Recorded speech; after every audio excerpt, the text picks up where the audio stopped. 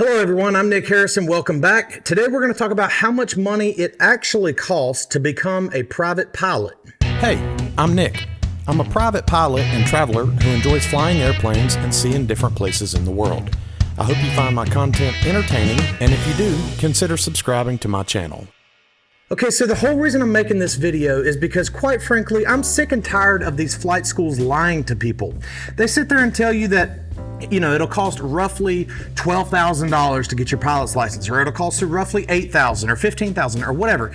The problem is that I have found in my own experience is that none of these flight schools are just brutally honest, which is why I'm making this video. So let's cover a few of the basic things. In order to become a private pilot here in the United States, you can pretty much do one of two options. You can do a Part 61 flight school or a Part 141 flight school. And what that means is those are the part numbers or the sections of the FAR, the Federal Aviation Regulations. Those two flight schools and the different part flight schools are kind of different. Part 61 is more laid back. It's not as regulated by the FAA, and what that is, the benefit that you get from that is that you're able to do it kind of on your own time. That's the kind that I did. The flip side is Part 141. Again, I didn't do that, so I don't have a lot of experience in it, but it's more heavily regulated and monitored by the FAA, and it's more structured. There's actual curriculums.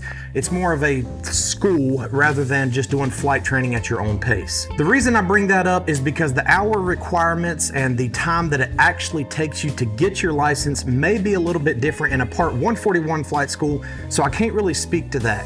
What I am going to speak to is a Part 61 flight school, and in my experience, that's what most people do if they're looking to become a pilot just for the sake of recreation, like me. Now, when I say I became a pilot just for recreation, what I mean is that as of right now, I have no intent to go to the airlines or to become a professional pilot that gets paid as a pilot. I might do that in the future, but not right now. The reason that's even worth mentioning is because obviously that's going to change the amount of time that you spend and the amount of time that you take to get your licenses to go do that. For example, since I'm just doing it for recreation, I really wasn't on a timeline to become a pilot or to get complete with all my flight training. I was just recreation, so I didn't have like a 6 month I had to be done or a 2 month I had to be done. I was able to go in my own time as I was able to. Part 61 flight school also is just that. You're able to go when you're able, on your own time. In my case, it was evenings and weekends because I have a full-time job that I work Monday through Friday during the day. Part 61 also allows you to pay as you go in most cases. You're able to pay the hourly rates as you fly. Some Part 141 flight schools, you pay a lump sum, like, hey, here's how much it costs to get your license. Again, I'm not familiar with those numbers, but the reason I mention all of this is because the pricing breakdown that I'm gonna get you is probably what most people are gonna do, which is Part 61. Those are more common and easier to obtain if you work a full-time job or have a life outside of your training, as well as the numbers that I'm gonna discuss for the financial part are gonna align closer to Part 61. Okay, so let's jump right in. The first two obvious things that you're going to spend money on to get your license: the plane and the instructor. The plane and instructor rates, like anything, can vary tremendously. However, what I've found just by doing some research in my area, they're between $150 and $200 an hour for the plane and between $50 and $60 an hour for the instructor. In my case, I'm located just east, about 20 miles east of Charlotte, North Carolina, just to give you a bit of reference of the area that I'm in. I did my training at a very busy Class Gulf Airspace Airport, non-towered airport, again, east of Charlotte. The place that I learned to fly and the flight school that I went to charged a rate of $176 per hour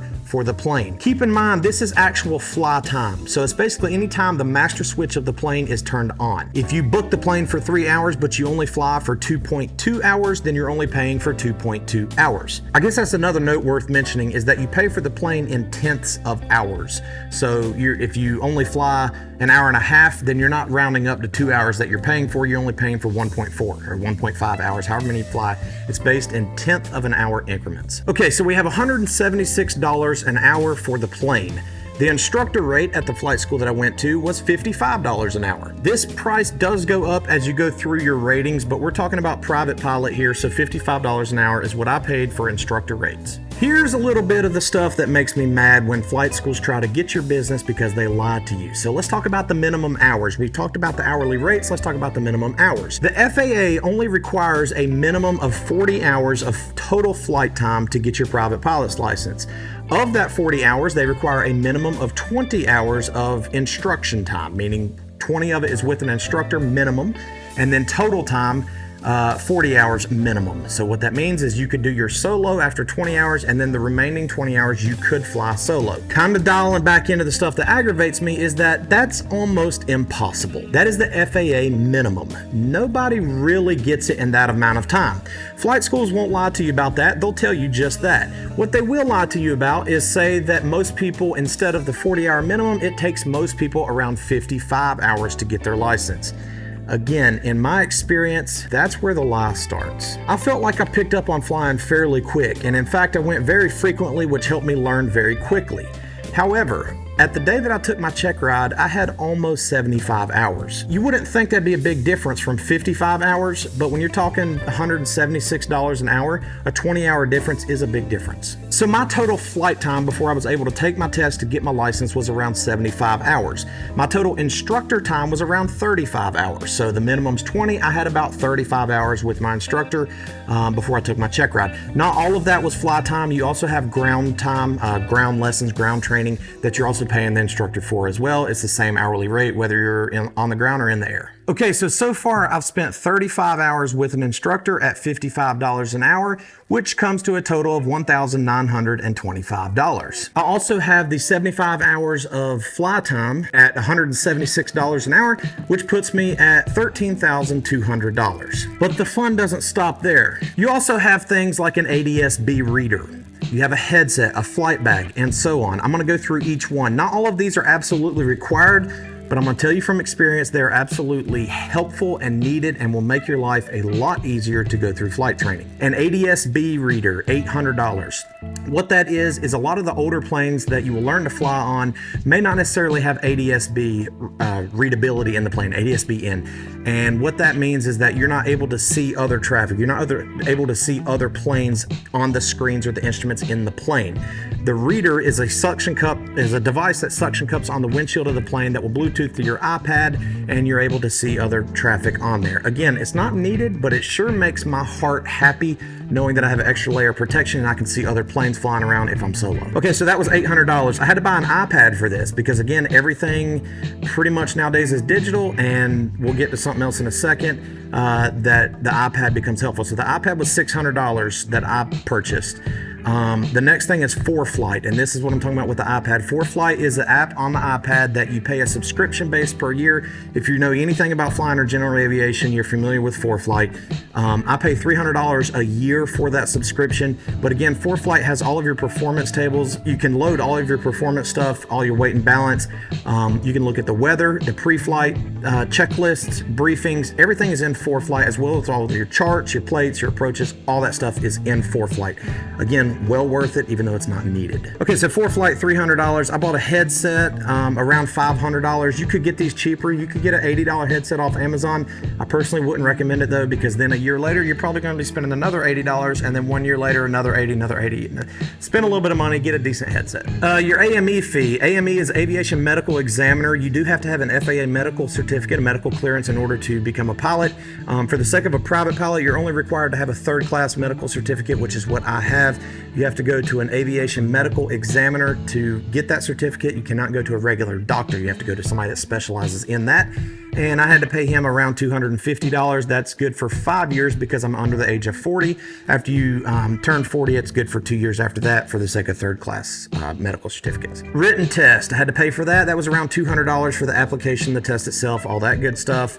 The ground course, so that's a big part of getting your pilot's license too. It's not all about learning how to fly, but it's also learning about how to navigate, emergency procedures, reading sectional charts, knowing the rules, knowing the airspace, the stuff that you don't learn necessarily in the air, but you learn on the ground. Since I did a Part 61 flight school, the ground school for me was a work at your own pace on the computer type deal. I did it through King School, through my flight school. So the place that I learned to fly, they would sell King School sort of, I guess, at a discount. I don't know, but I paid around $450 for the ground school course, again through King School, and that came with an E6B flight computer, the old WizWheel paper one. So that came with that. I bought a plotter, again, totally needed when you're doing dead reckoning for that section of your cross country. I think it's needed. That was around $15. I bought paper sectional charts. I bought 2 of them at $15 each, totaling $30. The only reason I bought 2 is because one expired. You know, they do expire, so you have to buy a new one. So that was around $15. That kind of is needed because you will learn how to navigate using dead reckoning and pilotage before you learn GPS, and it's just a lot easier to have paper instead of trying to lay a plotter onto a computer or something, in my opinion. So 2 plotters at $15 each. I'm sorry, 2 sectionals at $15 each. The DPE fee, the Designated Pilot Examiner, basically somebody that is contracted by the FAA to perform your final check ride. When I use the word check ride, that's basically your final test to become a pilot. So after you pass your check ride, you're a pilot. The DPE, that you can shop around. You don't have to go to one guy. You can use whoever you want, wherever you want to go. The one that I did was $800, and that was cash. He did not take anything but cash or check. So $800 for that. I purchased some foggles for $15. Again, not needed. You probably could find somebody that will let you borrow some, but I just don't like that. I don't like the worrying about, oh my gosh, do I have foggles? Let me find somebody. I just like buying my own. I bought those. Those were $15. I bought a flight bag that was $55. Again, you don't need it, but man, it sure makes life a lot easier. The ACS book. This is one that you could probably get away without having because there are PDF versions that you can just store on your iPad. I purchased this because I liked having everything in front of me, where instead of having a tab open on my iPad for the the FAR aims and another one for the ACS and another one for ForeFlight, it's easier just having books that I can lay out. So these next couple are things that you don't have to do, but it made my life easier. The ACS book, the Airman Certification Standards, basically that book will tell you anything and everything that you will be quizzed on when you take your final test, your final check ride. So the ACS book, that was $30. I bought a FAR AIM book with tabs. That was $30 as well. Again, not needed. There are apps for that. You can download an app for the FAR AIM, but it's just easier for me to have a book. The E6B app, again, I had one, the old school WizWheel E6B that came with my ground school. However, in real world situations, I'm not going to be up there spinning my WizWheel and calculating the crosswind component with a Sharpie marker or a dry erase marker on the back and a see-through. I don't do that. The E6B app is an absolute game changer. The one that I have is by Sporties, and it was $10. So $10 for that app. The E6B computer, if you do buy one for the sake of your training, if you don't like the WizWheel one that comes in your ground school, or if you don't get one for free like that, because it is cheaper paper, you can buy metal ones, aluminum ones, a little bit nicer ones. Those are around $10. And then the last thing is the PHAK, the Pilot's Handbook of Aeronautical Knowledge. Not needed. You could do it right on the iPad, but it's way easier to have it. That was $25. So all that in my situation, and I don't have the number, I can't do that math that quickly. I'll put it on the screen as I'm talking here. This is how much roughly that I spent. I don't know exactly. I didn't save all my receipts and tally them up before I made this video, but this is roughly how much I spent to become a private pilot. This does not mean that I can get paid as a pilot. I'm not commercial. This does not mean, you know, I can't. This is just a private pilot. I don't have a multi-engine rating, commercial rating, instrument rating, none of that yet. Maybe in the future, but for now it's just recreation, and private pilot's been working great for me so far. Let me know what you think. If this is kind of the closer numbers to what you're experiencing, leave them down in the comments. I'm fairly new on this channel on YouTube, so I'm gonna read all my comments, but I just wanted to make this video to give you a realistic expectation, because as you can see, I spent around $20,000 to get my private pilot's license. And while a lot of flight schools will disclose that, you know, 40 hours is the minimum, but you can't normally get it in 40 hours, I don't think they disclose exactly how much money you're probably going to have to spend. And it's way easier to know that up front than to, you know, get halfway through and run out of money. One last topic on that before we go is that if you do run out of money halfway through your flight school, you're probably going to spend more money just to finish your license. So it's a lot better to get your money in line, at least saved up, at least have a plan together before you ever start your first lesson, because you do not want to run out of money halfway through. You're going to spend even more money backtracking to catch up after you regain the finances to continue on. So just something to keep in mind there as well. Anyways, thank you for watching. Be sure to like this video if you found it helpful. Subscribe to my channel so you don't miss out on future aviation and travel videos, as well as a little bit of technology and cameras. You can follow me on social media, on Instagram primarily at @TheNickHarrison, and then you can find a bunch of this kind of stuff on my website at meetnickharrison.com. Thanks for watching. Take care.